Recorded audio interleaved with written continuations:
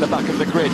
So despite his protestations, the man at the front of the grid, of course, will be the man who was last for most of the first race after his particular different tyre choice, and that is the former championship leader Scott Redding. He's now 10 points adrift of Tommy Bridewell. Darren McKenzie remains in third place because he had a pretty clear advantage over the chasing pack. Josh Brooks moves within 9 points of him. Danny Buchan is sound because he's been so consistent. He's still running in fifth. Xavi Flores drops to sixth after having a hard race from way down the pack in race one. So let's check on top of that beautiful slow-mo of Danny Buchan, the fact that the front row surprisingly contains a different Kawasaki. Glenn Irwin somehow in the middle of the pack produced that 33.7, which puts him third on the grid behind Scott Redding and Josh Brooks on the Be Wiser Ducatis. Behind them on row two, Dan Linfoot, so nearly a winner in the first race for Santander Salt Tag Racing Yamaha. Danny Buchan, FS3 Racing Kawasaki, and Keith Farmer, brilliant for Tyco BMW, snatched sixth place with a hairy move over his teammate into Hawthorns on the final lap. Tommy Bridewell in seventh, Luke Mossey in eighth, Andy Irwin and Honda Racing in ninth. These are, of course, based on the lap times from that damp and strange race one. Peter Hickman, Smith's BMW, doesn't have his teammate James Ellison with him on row four. Poor Ellison has to go to the back of the grid. Jason O'Halloran, who started off so strong in that damp race, ran third for a long time, is back on row four of the grid. What a beautiful sight. Brands Hatch at its best here, looking to sort out the King of Brands 2019.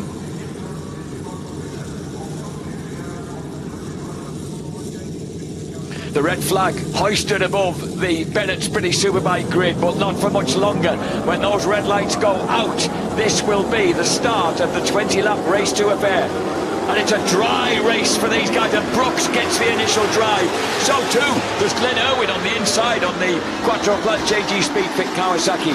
It's Brooks, however, who leads the way from teammate Redding. Good start as well for Linford on the inside and Bridewell to the outside as they launch uphill with Haywood Hill, and then really congested round the hairpin at Druids, where they drop to a meagre 50 miles an hour. Wow!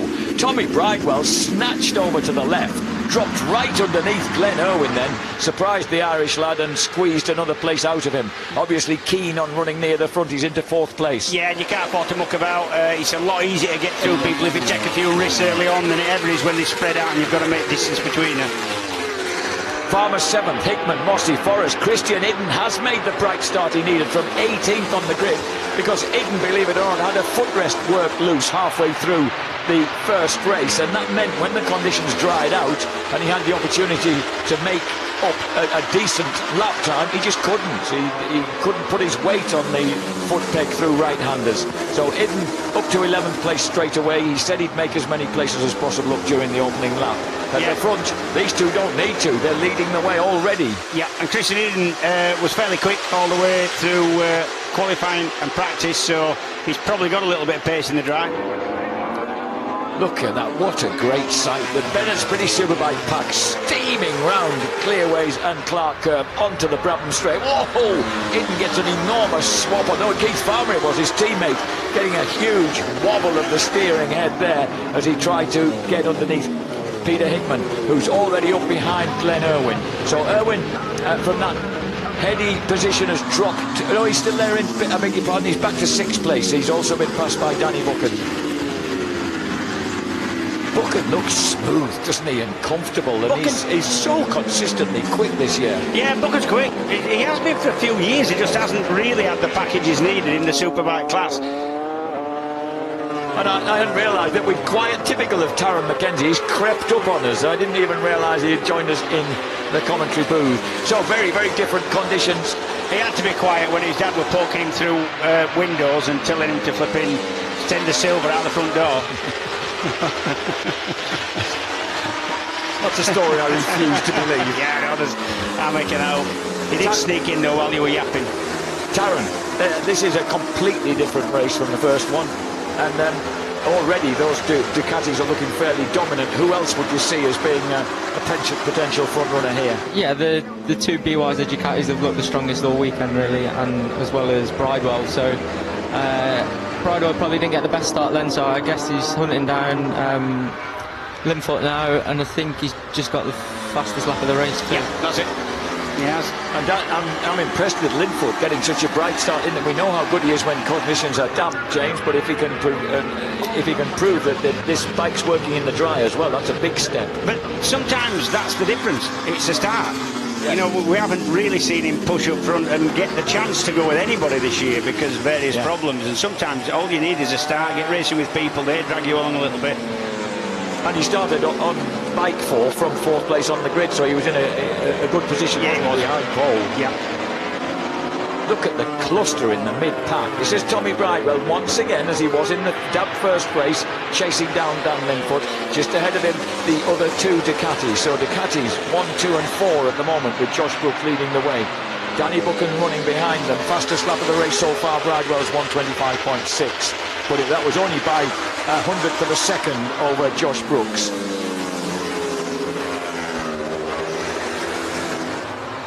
When you get the kind of snaky moment like Bridewell had just then, does that just feel like a lot of fun, or is it a slight warning to you?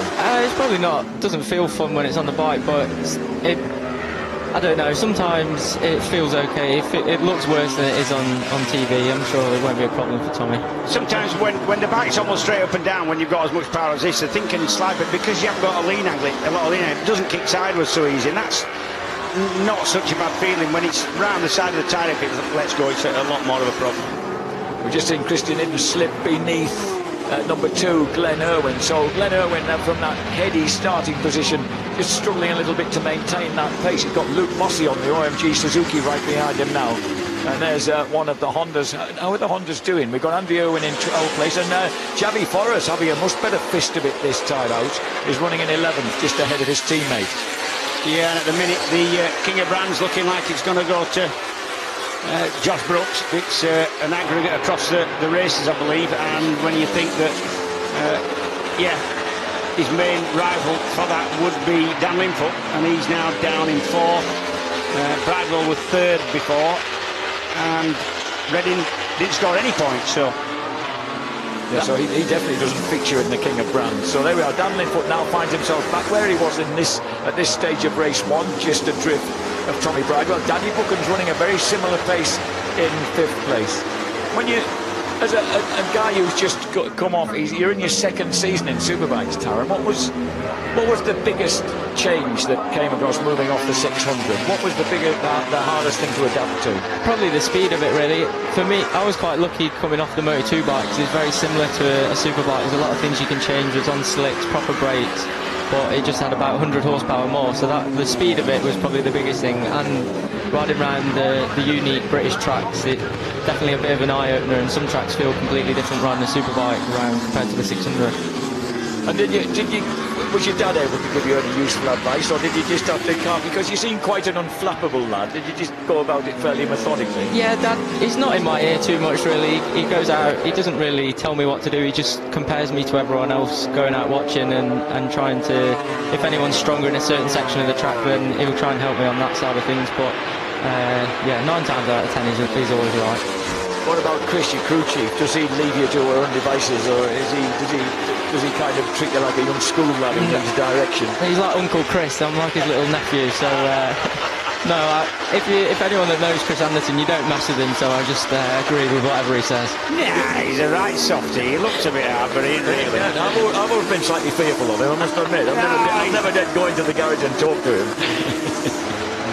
Meanwhile, look at this. This is the 2 Hondas now sandwiching Glenn Irwin. So Andy Irwin just astern of his big brother here. Look at that. Glenn takes a look over his shoulder, and I think for a moment he looked the wrong way because he was instantly overtaken by Andrew. So Andrew Irwin moves through into 9th place. And he's left his teammate Javi Forrest. There's lots of hectic mid-pack racing going on here. There's Luke Mossey, number 12. He's just in front of Jason O'Halloran, and then Forrest, Andy Irwin, Glenn Irwin, Josh Elliott. The last point scorer at the moment is the man who lost the final point on the last lap last time out. That's Claudio Corti. Yep, Bridewell is sneaking up on the 2 leaders, Brooks and Redding, but not by much. A couple of tenths that last time round. So right now, Brooke, I wonder how much Redding is holding in reserve here as we watch this mid-pack battle going on. And there is Xavi Forrest just ahead at the moment. I beg your pardon. Yeah, Xavi Forrest just ahead of Glenn Irwin. No, it's Andy Irwin just ahead of Glenn Irwin. Xavi Forrest just ahead of him. Oh dear. I'll get it the way round in the end. Easy mistake to make because everything's fairly similar. Colours, even in terms of helmet and... Well, I was going to say there's one big difference. That is the huge yellow cross on Xavi's head. I should be used to that by now. Yeah, from behind it's difficult to tell them apart, actually. This is the impressive stuff from Bridewell. You know how disappointed he was with his first race result. And look at this, the three BMWs nailed together. Hickman, Farmer and Idden nose to tail as we watch Mossy still fending off Taz's teammate Jason O'Halloran. So many strong riders out in this pack. If you look outside the points, Bradley Ray, James Ellison, Luke Stapleford, Sylvain Barrier at the back. Well, I say at the back in 19th place. Luke Mossy just holding off the McCann's Yamaha of Jason O'Halloran. So Jason in 10th place.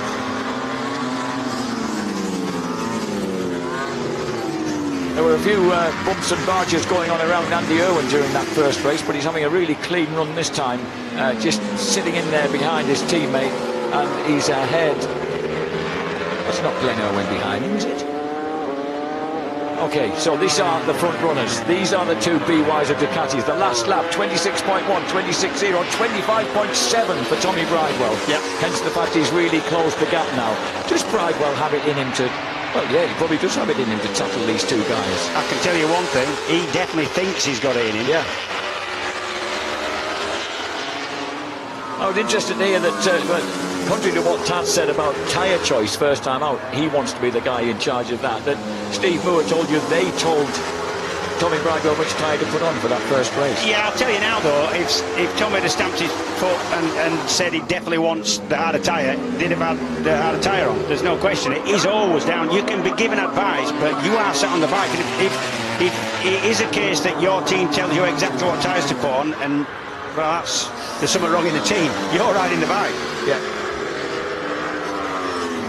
I do remember this poor Ian McPherson suffering the being told which tyre to put on and knowing it was the wrong one on the Supersport factory Kawasaki back in your day, James. Yeah, well, that was Harold Eckel. He was the boss. Well, he would know best, wouldn't he? So here we are then on the Cooper Straight. Tommy Bridewell, he's already had just a look up the inside of Scott Redding on the way into paddock. Scott Redding then, he left to race in Spain when he was 12 years old, so tracks like this never became familiar to him. Yep, nothing wrong with that. Oxford Racing Motor Rapido bike, is it on the straights? Nothing at all, and the keenness of the rider to try and make a move past as well. Where's it, Taz, where would be the best passing places on here? Where's the most comfortable spot to be able to make enough ground to attack? Probably the back straight. If you can get a good enough run out of Surtees, it's hard because they come over the crest and it tries wheeling. So if you can not make your bike wheelie and get a good run on them. That's Brad Ray. Brad Ray's off. Brad Ray at Hawthorns. Wow, that must have been a big one, and he's having a disconsolate time of it, the young Kentish man. Looking at the bike, that hasn't turned over and he hasn't done so much. That, to me, would suggest front end, and that's exactly what he didn't want, because he's nervous of it anyway. That's been his problem. So what you were saying was that that huge drop down Pilgrims. Yeah, if you can get a good enough run out of Surtees, then that's probably one of the safest places to pass. It's quite hard to get a run down paddock and into Druids unless you let the brakes off. There's a lot of places where you sort of have to let the brakes off to try and make a move, but yeah, I'm sure Tommy's going to try and get past Scott as soon as possible. I was always a Druids man myself, I have to say. there's a lot of corners here where you can block past it, like going into Graham Hill. If you can stop it enough so they can't get a run on you, then there is plenty of passing spots here. Here are the Irwin boys from Carrick Fergus, near neighbours of Alistair Seeley, locked together in 12th and 13th places. Also, Danny Buchan is wearing down Dan Linfoot, and that battle for 4th place is beginning to warm up. Hickman, Iden is now ahead of Farmer and is right there with Peter Hickman. This is Luke Mossy with Xavi Forrest right behind him. This is a great series, isn't it? When it pictures together people like Luke Mossey and Xavi Forres, people of all the different backgrounds of racer that come together in the British Superbike Championship. Yeah, different nationalities, experience, different backgrounds, been in different championships, and that is an indication just how strong this championship is. And this is Danny Buchan now, really ready to launch an attack on the FS3 Racing Kawasaki. His target man, Dan Linfoot, second place man in the first race. Already things going so much better for Linfoot this weekend. Here's Tommy Bridewell. Brilliantly timed by our camera crew there to pick up Bridewell's move on the inside into Druids. Yeah, nice clean move. That you'd have been thinking about that from Paddock Hill. You've got to kind of set it up. Tommy's looking supremely confident and just quick, isn't he? Yep. That last lap of his 26-0, there were all three of them at the front with 26-0s, but that crucial pass means that he's got a bit of clear track ahead of him now to aim for Josh Brooks. Yeah, these Panigale V4Rs rev to just in this championship. They've had the revs clipped a little bit in the interest of parity with the other bikes, but they still rev to near on 16,000 RPM. It doesn't sound like they are because of the firing order, but actually they're revving really high. It's a big revs. Here we go. Redding's wide there at Paddock Hill, and that's what gave Tommy the opportunity up into Druids. Oh, and here comes the FS3 Racing Kawasaki, who launches his way past the black and yellow Yamaha. But Taz, what does your Yamaha rev to? You know what? I have no idea. I just... About 15,000. 15,000. We've been reliably informed by Chris that it's by Uncle Chris that it's 15,000. Yeah, so around about 1,000 RPM less, and that's 15,000. A lot of revs for a four-cylinder 1,000cc bike, because you've got to stop all that weight. Everything weighs in the engine. That revs, everything weighs a lot. So you're putting everything in the more stress. The piston has to how many times? 16,000 RPM. 250 times, just over that, per second. That piston comes to the top, stops, goes to the bottom, and stops. That's actually beyond my imagination. You can't imagine it. You can't imagine it. So, 83, Danny Buchan then moves through into fourth place. Another strong performance by the man from Burnham on Crouch in Essex, all 6 foot 2 inches of him. Josh Brooks leads the way by 1.46 seconds over number 46, Tommy Bridewell. Scott Redding is 0.3 of a second further back in third place. Then it's Buchan, Linfoot, Hickman, Iden, Farmer, O'Halloran and Forrest in the 10th.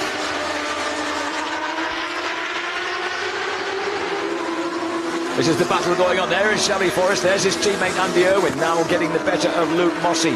And Glenn Irwin right in there behind them on the Quattro Plant JG Speedfit Kawasaki of the defending champions. Yeah.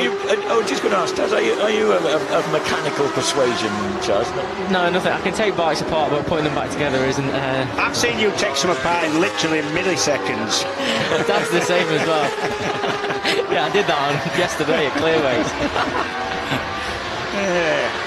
Did you say Dad's the same? Dad's the same. He won't admit it, but he is. No, I'd argue with that. He rebuilds a few old bikes and does a good job, does Neil? Well, you're a man that knows that, James. Your experience and enthusiasm for doing that. So look at that lap time comparison. You can see that Bridewell is inching in, and the gap is down to 0.749 of a second now between first and second place.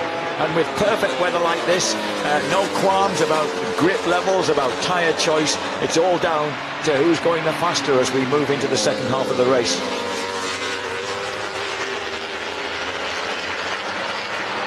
So storming through Dingle then Dell and Josh Brooks, you can see that gap is beginning to decrease, and of course that means that Scott Redding's also closing a bit on his teammate, because he's just about maintaining parity with Tommy Bridewell. He's trying hard, Scott, because he's missed a couple of apexes there. He is probably, for this place, he's on his limit at the minute. That's not to say... Check the lap times as they scorch under the Brabham straight this time. Josh Brooks zaps across the line. He's given half a second. He's got half a second from Steve Neat there. 126.2, place 126.0, place 126.3, 126.7 for Buchan, 126.9 for Linfoot. 1:26.8 for Idden.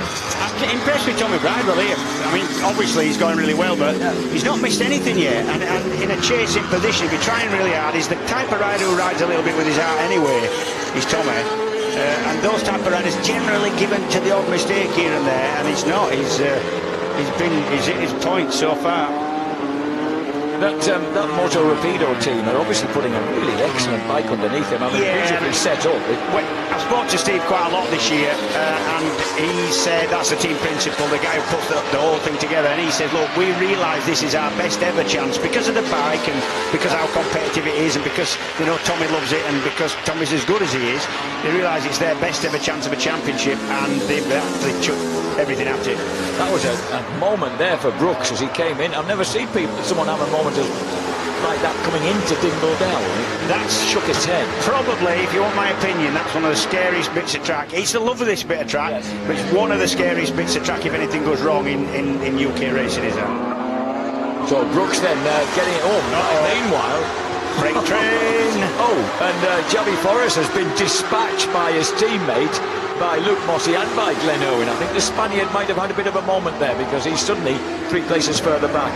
That rear-on shot coming out of Sterling's is a lovely shot, I think, when you get a gaggle of riders, because you can tell who's trying out, they're getting tucked in, there's a lot of movement there. So Andrew and Luke Mossey, look at the Skywalker, just creeps inside Andrew Irwin as they drop into the right-hander.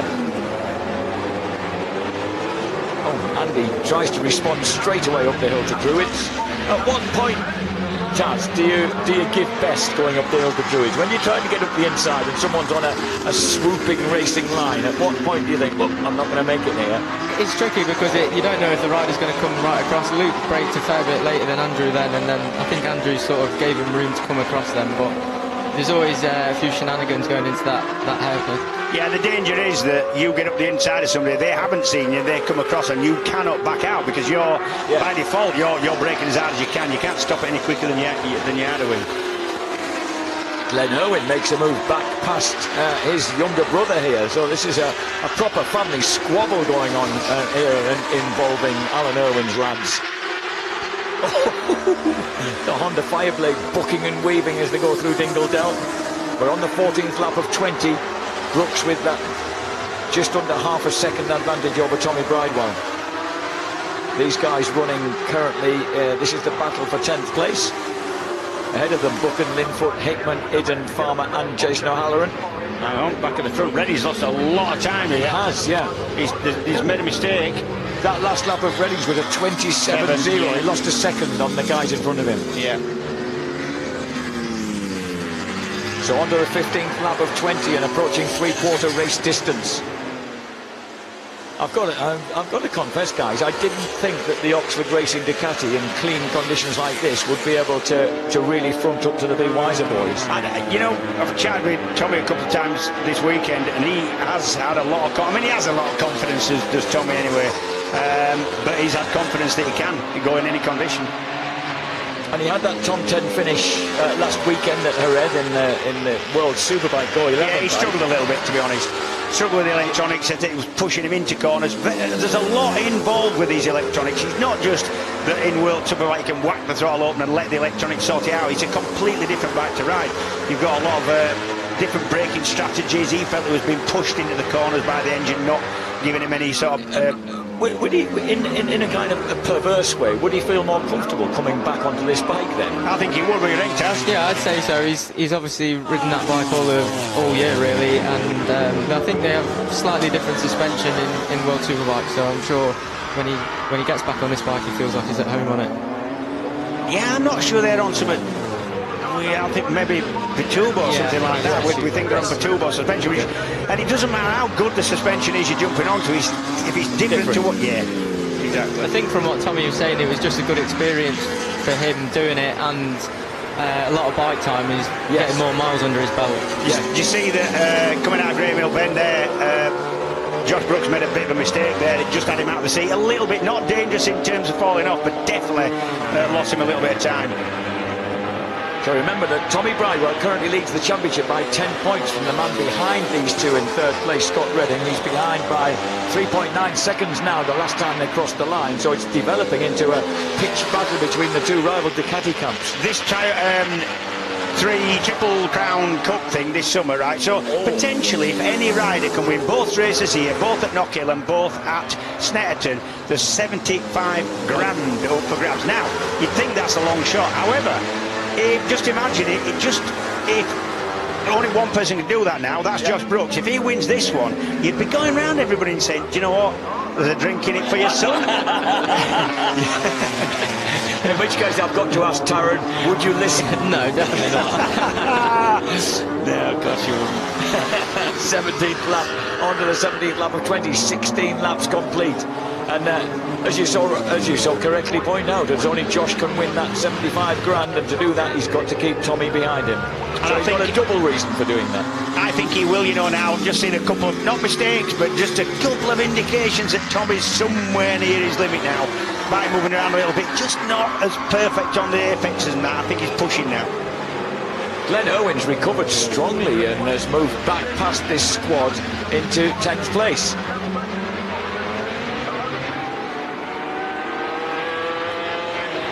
Here come the two leaders. Bridewell seems to be absolutely terrific down Pilgrims.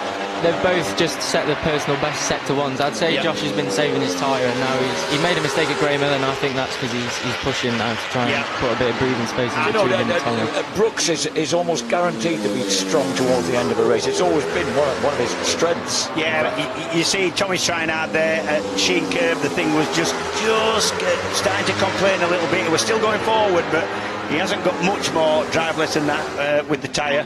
But both of them setting their fastest sectors this lap. They're both pushing on, and I might have just spoken too early about Tommy. He might just have something left. That's 17 laps complete then. So 3 laps to go for Josh Brooks and Tommy Bridewell on the B4R Ducati Panigales. The bright red of the B Wiser bike versus the silver Oxford racing bike. You just need to be a little bit closer than Tommy is at the minute. Yeah. Just to let, I mean, there's no question Josh will know that Tommy's there, but you just need to be that bit closer. Just show him a wheel, just push him a little bit. And it's difficult enough for somebody like Josh because he's an experienced and kind of steady rider. He's not given to fits of peak. Whereas Tommy, you could say occasionally is, but he's been the new Tommy this year. No, absolutely the new Tommy. So on the 18th lap, tantalising gap between the two of them. Each of them, well, looking like they're pretty much close to their personal limits at the moment, because this is the critical closing stages of the race. Behind them we've got Redding, Buchan, Linfoot, Idden now ahead of Hickman. Christian Idden moves top 6, Hickman 7th, followed by Farmer, O'Halloran, Glenn Irwin ahead of Andy Irwin, Luke Mossey and Shabby Forrest. James Ellison has come from the back of the grid to 14th, and behind him we've got Josh Elliott capturing that final point, and again Claudio Corti getting dispatched to 16th place in the closing stages when he looked as if he was going to have a point for WD-40. These two are definitely pushing on now. Josh has pulled the pin, Tommy's trying to go with him. This is completing the 18th lap, so on to the penultimate circuit then. Still a slightly quicker lap by Tommy, less than a tenth of a second in it though, there's nothing in it. Tommy seems to be strong on into turns, like coming into Paddock, coming into Druids. That's when the gap shrinks a bit. And he reckons that the guy's really good on the brakes. And actually, you've said that before, Donning. Yeah, I knew that when he came past me at the last corner last lap. I was trying to forget that. And why is it? I don't know. He seems to come. He can come from miles back, but they all seem to do it. I'm not sure why, but. Maybe I just need to brake a little bit later. But they do seem good on the brakes, these Ducatis, and it's weird because they have a really heavy front end. They've got about a 55.5% front end bias, and that's probably about a 1% more than most sports bikes now. They're both trying really hard. Josh is still setting personal best sectors. Tommy's the front of the Ducati shook its head then on the way into Hawthorne. I just don't think Tommy's got anything left for him here. I hope he has. I hope we can see a pass, but. It's tantalising stuff. Lovely bit of track is that. You're on a kind of a blind crest as you go over there. Used to be a chicane on the top of that hill. I know, it's fabulous. Used to be Dingledale chicane, but it's better now. It's a lot better to ride now. So as they enter the final lap then, this is Bennett's Pretty Superbike Race 2 here at Brands Hatch. Josh Brooks versus Tommy Bridewell. They're now about 7 seconds clear of Scott Redding, the former championship leader. The new championship leaders chasing the prospective King of Brands, and the man who might still keep open the possibility of a whopping payday in him. You're right though. Tommy, he's good into the corners, particularly good into Paddock Hill. But I just don't think he's going up here. But immediately the BYs of Ducati seems to erupt out of the corners just a little bit quicker. So on the final lap with Tommy putting it all down here. There again he closes going into Surtees, but watch how Brooks is so strong coming out of there. Yeah, and Tommy can't afford to make it. Well, neither of them can afford to make a mistake, but Tommy will be particularly careful. He's leading the championship. Best chance he's ever had, most settled season he's ever had so far. Wow. These two guys then are on a kind of final parade lap, if you could put it that, an absolute peak of racing. He's not a parade. You want to be sound back him, I'll tell you. This is Josh Brooks hitting every marker so far, really.